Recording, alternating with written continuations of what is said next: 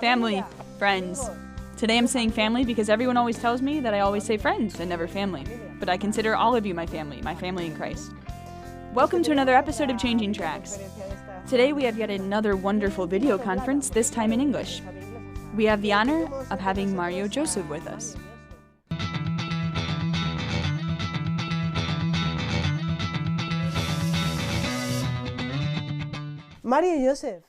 Mario Joseph, welcome to Changing Tracks. Thank you for being with us today. You're welcome, and may God bless. I guess we can start with an easy question. What was your childhood like? Where are you from? What was your family like? Tell us a little about yourself. My great-grandparents are from Turkey, but they came and settled down in India, in the South Kerala, a location called Wayanad. It's a beautiful hill station. We are 6 children at home, and I am third one. When I was in the womb of my mama, there was an infection for her womb. So all the doctors said the child will die in the womb. And doctors compelled my mother to kill the child, you know. So, but she is very good devotee of Allah, God. So she did not accept anyone or any advice. She prayed to Allah saying, Allah, life belongs to you. So I know you can give life. If you give life for this baby, I will surrender this baby for you. That was her offering or a surrender. And miraculously, I was born. All thought I will die in the womb. Because I have been dedicated to God, my parents did not send me to school. So my childhood was very bad, because when my brothers, sisters and neighbors all goes to school, I don't have any freedom to go, because I belongs to God. And at the age of 8, they sent me to a Muslim Arabic college to make me Muslim Maulana. So till the 8, if you ask me, I don't remember all the things, but I remember between 5 and 8 some of the incidents. So my childhood was not very happy, because against my wish, they were, they did not ask me, are you ready to go for God? Nothing like that. They themselves offered, and they said, you are for God. You became an imam before you were 18, right? Yes. And how did that happen? Okay, for us to become Muslim Maulana, you have to study philosophy and theology. So in the philosophy, you will have 5 years or almost. In that 5 years, you will be studying about metaphysics, epistemology, logic, etc. And then Arabic language also. And then second term is your theology period. It's called Mukhtasar. The first is Mukhtasar and second is Mutawwal. So in the Mutawwal period, you will be studying theology, moral theology and Quranic theology, Sharia law, everything. And then within 10 years, some people will be 12, but those who are very clear in studies and performance, within 10 years, they can finish their studies. So I did my 10 years studies in that Arabic college that's situated in South Kerala, and I did my studies there. All right. And during that time, during that formation process, during that time period, you never stopped to ask yourself, for example, if everything they were teaching you was really true? No, one thing from the childhood onwards was there in me, like the laws should not be forcibly compelled on human beings. You can give the freedom. If you want, you do it. This is good. If you do it, you will attain good. This is bad. If you do it, you will attain bad. You can say that. But if you did not do, you should not be punished on earth itself. So for an example, in Islam, my daddy will say, you say namaz. If I did not say namaz, they will beat me. They will say, you take Ramzan. If I am not taking my fasting, then they will not give me food. The punishment was not very happy for me in my childhood. So when exactly did you start to think for the first time, this isn't true? When did you start to turn away from Islam, or what made you begin to pursue Christianity? Okay, while I was working in a Muslim masjid as an imam, as a parish priest, once I preached in my parish that Jesus Christ is not God. For me, God was only Allah. And I believe Allah never married, so no son for Allah. So I preached there that Jesus is not God. Then somebody asked me, who is Jesus? From the crowd. Maybe a Muslim, but he asked me, who is Jesus? I was preaching he is not God. But the question, who is he? To know who is he, I read the entire Quran once again. 114 chapters, 6,666 verses in Quran. When I read it, the name of Prophet Muhammad I found in Quran 4 places, but the name of Jesus I found 25 places. There itself I was little confused. Why Quran giving more preference for Jesus? And second thing, I could not see any woman's name in Quran, Prophet Muhammad's mother name or wife's name or children name, no. In the Quran there is only one woman name I found, Maryam, the mother of Jesus. No other woman name. And in the Holy Quran chapter 3, the name of the chapter is Family of Maryam. And the Holy Quran chapter 19, the name of the chapter itself is Maryam. One chapter is Maryam. So I was very curious to know why this Quran says all these things. About Maryam, Holy Quran chapter 3 verses 34 onwards says that Mary was born without original sin. She never committed any sin in her life. She was ever virgin. Quran chapter 50 verses 23 says that she went to heaven with her physical body. Even the assumption is written in Holy Quran. And then about Jesus, when I read chapter 3 verses 45 to 55 verses, there are 10 points which Quran makes about Jesus. The first in Quran says Kalimatullah, the Arabic word which means word of God.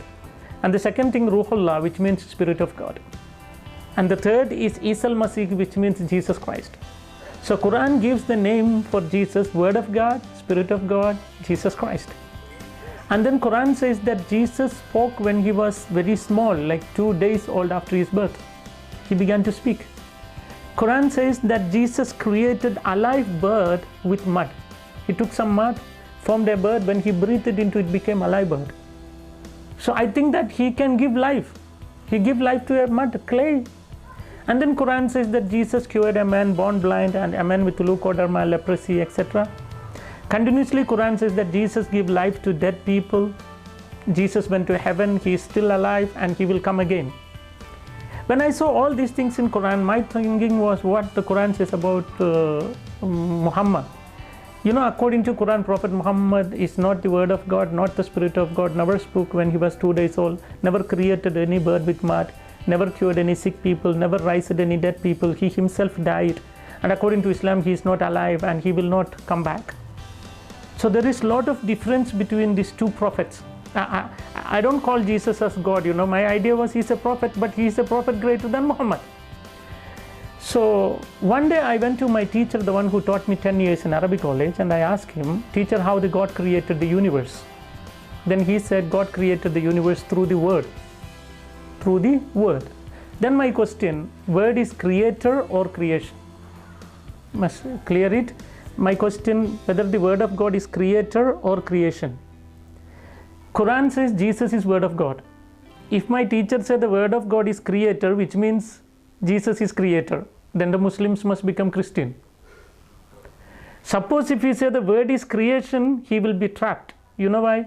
He said everything created through the word. Suppose if we say the word is creation, then how the God created the word? Wow. So he cannot say the word is creator, cannot say the word is creation. So he was quite angry. He pushed me out of his room and said, word is not the creator, not the creation. You get out from me, he said. If you see things so clearly, why don't all Muslims convert to Christianity? Why don't they accept this? They say the word is creation. They try to prove. They say the word is not the creator, not the creation, but not God. Not God. Not the creator, not the creation. So not God and not creation also. So they don't equal with God. That's all their problem. So then when he said that, I told my teacher, word is not the creator, not the creation. That is why Christian says word is son of God. Then he told me, if there is a son for God, I must show him the wife of God. Without wife, no chance for having a son. Then I showed a portion from the Quran. Quran says that God can see without eyes. God can talk without tongue. God can hear without ears. It's written in Quran. I said, if that is the case, he can have a child without a wife. So there we have a big argument. And you know, at the end what I did, I took my Quran, kept on my chest, and I said, Allah, tell me what should I do? Because your Quran says Jesus is still alive, Muhammad is no more. You tell me whom should I accept. After my prayer, I opened Quran. I didn't ask anyone. I asked only to my Allah. When I opened Quran, I saw chapter 10, verse 94. You know what Quran says? فَإِن كُنْتُمْ فِي شَكٍّ مِّمَّا أَنزَلْنَا إِلَيْكَ فَاسْأَلِ الَّذِينَ يَقْرَؤُونَ الْكِتَابَ مِنْ قَبْلِكَ لَقَدْ جَاءَكَ الْحَقُّ. if you have any doubt in this Quran which I gave to you, go and read the Bible or ask the people, those who read the Bible. The truth is already revealed in that. So if you ask me who made me Christian, it's not any fathers, it's not any sisters, it's not any bishops, it's not any cardinal, it's not even Pope, but the Holy Quran converted me to Christianity. So after seeing this, I decided to study Bible, and I went to a retreat center called the Divine Retreat Center, that's in India. We have a 7 languages retreat. Lakhs of people are coming there every week. Every week, Monday to Fridays, residential retreat, and a lot of Hindus, Muslims, and Christians, and different denominations from all over the world, people come there. So I went there to do my Bible studies. That's how I had a relationship with Christianity or with Catholic Church. Okay, and that's when you decided to become Christian? And immediately after coming, it was not. I attended a retreat first, and I was not very happy. I was less than 19, not yet. I finished my studies and I was working in an Arabic college. I was working in a masjid, so it was less than 19. And then while I was doing my Bible studies, there are a lot of points which touched me from Bible. The first day, Father read John chapter 1 verse 1 onwards. In the beginning there was Word, the Word was with God, the Word was God, the Word became flesh. So my Holy Quran says Jesus is the Word of God. Now the Holy Bible also says Jesus is the Word of God. So I found it both is very similar, and I was happy to know that I need Quran and I need Bible both. I was in a mood like one day become Christian, one day Muslim, one day Christian. I need both. While I was thinking like that, again one more word I heard, that was John chapter 1 verse 12. Such a lovely word for me, because it's written in Bible, if anyone accepts Jesus, Jesus will give them power to become children of God. In all the verses of the Quran, Allah calls the human beings slaves, and Allah is master. Master cannot love the slave, slave cannot love the master. I don't like to be called by someone as slave. Quran says you are my slave. But when I heard John chapter 1 verse 12, it says, if you believe in Jesus, Jesus will give you power to become children of God. So immediately I said, I need Jesus because I want to be a child of God.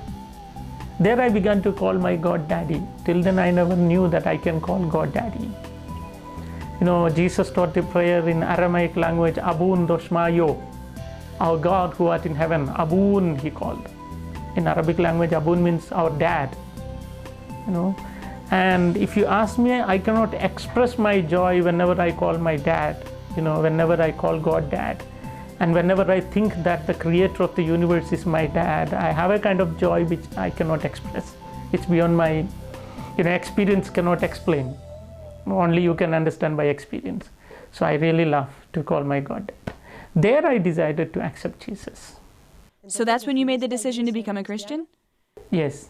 And did you tell your family? No. That's where I stayed in Divine, and so many other points touched my life, and I decided to become Christian. By the time I was missing in my home, so my parents thought I will be in my masjid, and the masjid people thought I will be in my house. So when they both communicated, they understood I am not in masjid, not in home. So they searched for me everywhere. They give advertisement in newspaper and the television, etc. Finally, they found me in a Catholic retreat center.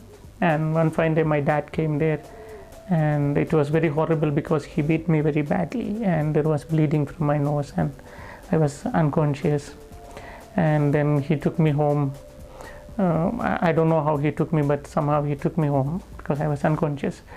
When I came in conscious, I was in a small room without any cloth. I was completely naked, and my hands and legs were chained very tight, and I could not even speak because there was chili powder in my mouth, nose, eyes, and wherever the wound was there in my skin, they applied some chili there also for me to get burning. And they did so much because it is written in Quran more than 18 places to fight with the non-believers, and it is written in some places to kill the one who rejects Islam. So my dad is obeying the law of Quran, so he wants to do something, And within few days, they did not give me food or water, and I was dried off. And one day my lift broke, and I was trying to lick little blood to wet my throat. Then my brother came and passed urine in my mouth. They said that's punishment for you to believe in Christ. And then after so many days, like without food or water, my stomach became wrong, and my entire body became weak, and I became like a bone. Finally, I lost even my memory power. I can't even think because no food, no water. So like a dead man. And I don't know how many days, more than 20 days it was there in the room. And one day my dad came to room and he removed my chain, and I was not aware. And he chopped my throat very deep to know is there life in my body. So when he chopped very deep, I couldn't breathe. So when I opened my eye, I could see a big knife in his hand. So my dad said, it's your last moment, no hope. He said, if you need Allah, I will allow you to leave. If you need Jesus, I will kill you. I know that, when I was in the womb itself, all said I will die. But they loved me so much, and they prayed, and they got the life. And now they want to kill me. So I don't know. And I know my dad well, he will kill me. So when I know that it's my last moment of death, I thought, anyway, Jesus died, but he came back. If I believe in Jesus and I to make it my life, a kind of a joy, it is better to die in Jesus. When I decided, suddenly a light fell on my forehead, a moonlight, something fell on my, and there was a kind of electric shock, something passed throughout my vein. I was so energized, from somewhere the energy flow into my body, and I couldn't control myself. That much energy there was in my bone. I pulled my dad's hand down and I cried out, Jesus! When I cried out, my dad fell on the ground. When he fell with the knife which he was holding, there was a big wound for his chest. And there was bleeding, and some kind of foam was coming from his mouth, and he was screaming, and all were shocked, my brothers and mom, my sisters, they don't know what's happening. So they thought my dad is already dead. So they took my dad and ran to hospital. When they were running to hospital, they forgot to lock my room from outside. And I was in an energy which I cannot tell you, because I was only born, no food, so many days, more than 20 days, bony, but very energy. So I just came out and wore the dress of my dad. I ran to taxi stand, took a taxi, straight away went to Pota. On the way, the taximan, he was a Christian, so he bought for me some kanji, juice and everything, and he knows my struggle, and he dropped me to Pota. And he contacts me even now. He's a very good friend of mine, the taxi driver. So I came to Pota again. That day, really I understood my Jesus is alive even now. When I call him for my need, he saved me. So which means he is present here, even when I am talking to you. So that is my life. Everywhere I know that he is present, because now after my conversion 18 years, I never thought that the Muslims will allow me to live 18 years. And I have even preached in Middle East where the Arabs came, but nothing happened. So which means my Jesus is alive and he is protecting me. Mario, is your life in danger? Are people still trying to kill you? Yes, even after this experience, so many times they tried to kill me. And at the end, my parents, they did a mock funeral ceremony. You know what it is? It's like outcasting, keeping you out. You know what they did? They made my statue and buried in a grave, and they wrote my birth date and death date. They wrote the original birth date, but the death date, the day when I became Christian, when I took the baptism. So that is the death day for them, and they buried. So in my hometown, I have my own grave, One of my friend, a Christian friend, when he passed that way, he took the photo of that grave and sent it to me. That's how I know that I have a grave. So thereafter, no contact with my sisters, whom I love so much. My mom, I really love her, but no hope. Humanly speaking, no hope. God can touch them within a moment. So I am praying. And even if they did not accept Christianity, I am always saying, Jesus, please take them to heaven. Where I am, I need them. So that's my prayer always. Yeah. And you're not afraid to die? Never, never. No, this is we or the fear of death is actually a foolishness. You know why? All those who are born should die one day. 100%, all have to die. You have to die. All have to die. Whether you fear or you don't fear, you have to die. It's a fact. And I will say that is the only assurance thing which you will attain on earth. Now, when I am talking to you, I am not sure whether this will be broadcasted, because anything can happen. I am not sure whether I will have tonight my dinner. I am not sure. I am not sure whether I will be back to India. I am not sure. I am not sure whether my children studies very well and get the certificate. I am not sure of anything. The only thing which is surest to me on earth is that I will die.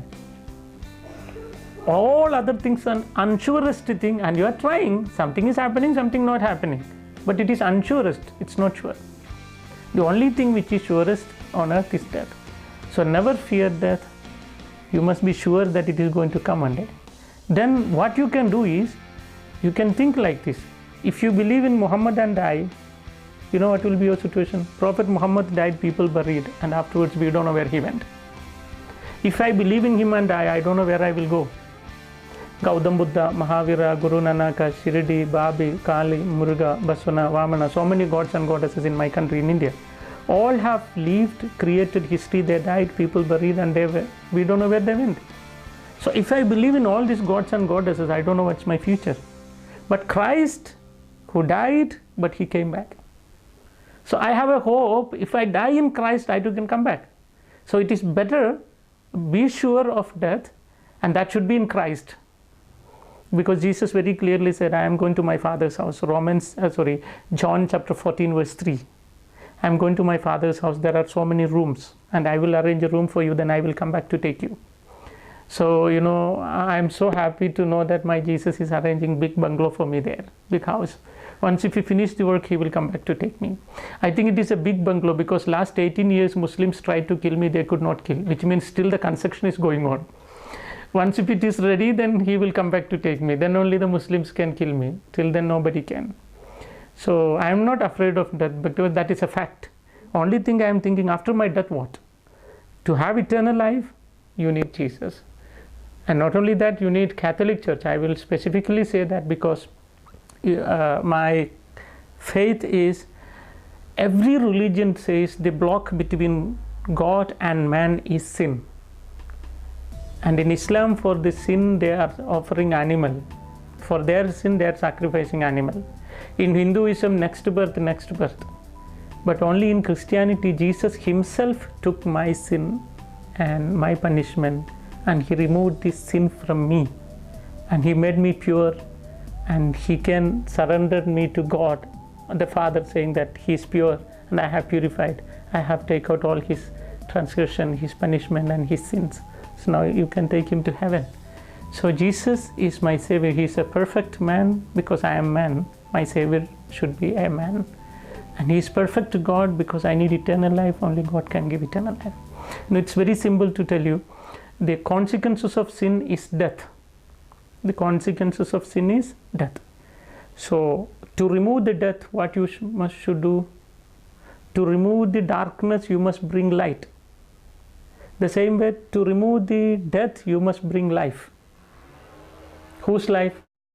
In the Old Testament, they were giving the life of animal because they believed life in blood and animal blood. And Muslims are doing even now. But to remove my death, I need eternal life. From where I can get eternal life? Only from God. And that is given by Jesus on the cross. So when I partake in his body and in his blood, I am partaking in his life. I am becoming part of his life. So then that's why Jesus calls me brother. And Jesus and me both calls God daddy. It's a union in God, and we are attaining eternal life. So to receive this, always you must be a Catholic.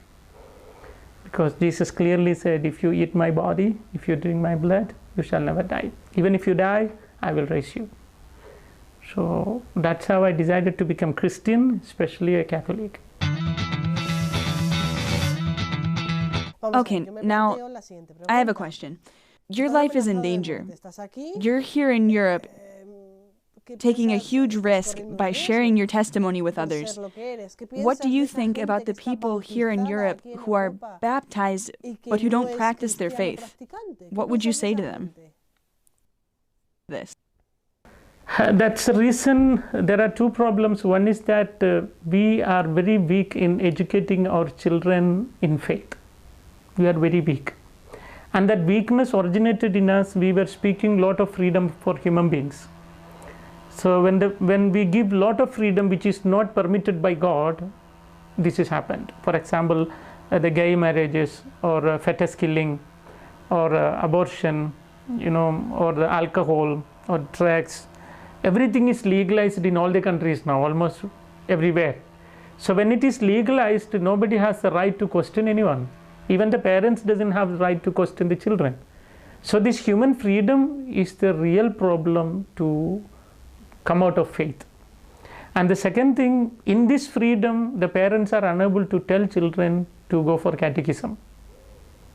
But in Islam, since it's a political religion, the beauty of Islam is a religion and it is a politics. So it's a political religion. So Islam tried to control the Islamic world with Sharia law.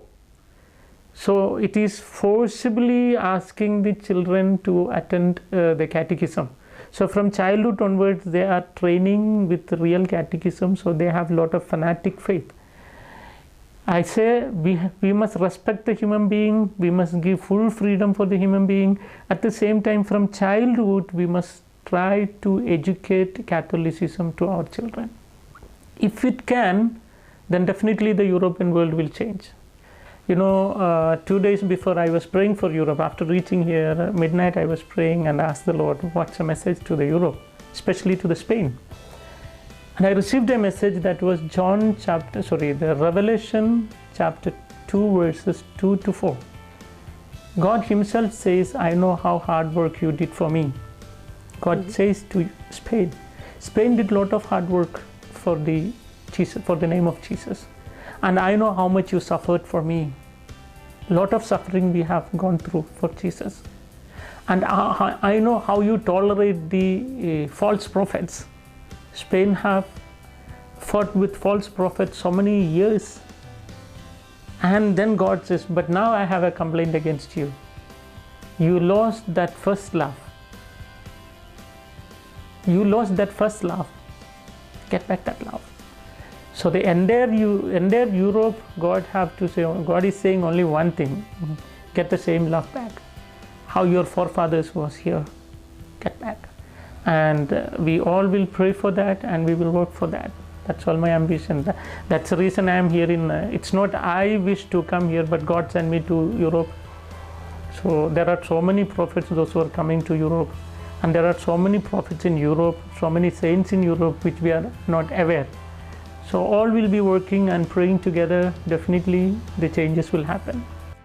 It's a good thing you see it like that, huh? Can you tell us a little about what you do now, what type of apostolate you have, how you spend your time? Okay, in the retreat center where I am staying, it's a Catholic retreat center. We have retreats in local language Malayalam, Tamil, Telugu, Kannada, Konkani, Hindi and English. So I have talks every day in all the languages. So every day I am occupied, which means Monday to Friday, every day I am occupied with sharing the word of God and my witness to the thousands of people. Apart from that, when God sends me to other countries or other parts of India, I move around. So this is my present life, so serving for the Lord. In the beginning, you mentioned something about Our Lady. How is your relationship with her since you became Christian? How do you relate with her? What do you think about the image of Our Lady? Do you see her as your mother, perhaps? With Mother Mary. That's a nice question. You see, when I was very small, one day for my toes there was an infection, and my mama took me to a hospital, and the name of the hospital was Fatima Hospital. And Fatima is the name of Prophet Muhammad's daughter. But there was a lot of Catholic sisters and fathers. So I asked my mama, Mama, it's a name. Fatima is our name. No, why this Christian keeps the name? Then my mother explained me about Fatima, the Spain, Portugal, Fatima, how the Mother Mary appeared and all. And then she explained me about Mother Mary. So from childhood onwards, I heard about Mother Mary, and there was a liking for, a love for me towards Mother Mary. And then later on, when I read the Quran, I understood what all my mama taught me is true. And later on, when I came to Catholic Church, then again, my faith became more deeper. And since I love Mother Mary, when at the time of my baptism, my spiritual father asked me what name you prefer. So my name was Sulaiman ibn Ahmad in Islam. So all the fathers said, you keep Solomon. Solomon is Sulaiman. I said, no, I love Mother Mary so much, so I need Mother Mary's name. And then they said, it's a lady's name, you are men. I said, we will find out some name. Then one of the priests who was from Italy, he said, Mario. So that's how I got the name Mario, Italian name, because I love Mother Mary. And then second name they asked what I said, if Mary is there, then let it be Joseph. So Mario Joseph. So, I love, and I always ask the intercession of Mother Mary, and I know that she is protecting me wherever I am. When I go to Muslim world and when I am traveling, I know that she is protecting me so much. As our John Paul II said, Mother Mary protects her children so much. So it's my experience. Okay, Mario Joseph, just to wrap things up, what would you like to say to the people who are watching this show? What would you say to them? Same thing I'm saying while I was praying for the Spanish people. I got a message from Bible that is from Revelation chapter 2, verses 2, 3, 4. So come back to the same love which you have earlier towards the church, towards the cross, towards the heaven. So we must come back to the same position. That's all I will say.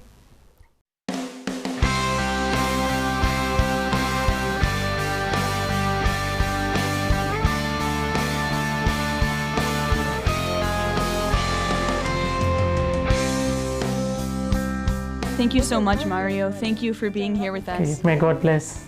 Thank you. You as well, Mario. Thank you. Thank you for your time. Thank you for sharing your testimony. Thank you for being willing to risk your life to bear witness to the truth, to Jesus Christ. And thank you for reminding us, friends, family, that we can call God Daddy. I liked that a lot, that we can call God Daddy. And that the only nourishment that really sustains and fills us as Christians is the Eucharist, the Lord. This has been a truly impressive testimony. It's left all of us here speechless. It really is impressive. It's important to let Christ lead us, and we really have to give our lives for Jesus Christ, just like Mario Joseph is doing. Friends, be brave. I know I always say it, but we have to be brave. We have to be courageous. And we know that this bravery will be repaid by the Lord 100-fold. Until next time, we'll see you at the next station. Thank you.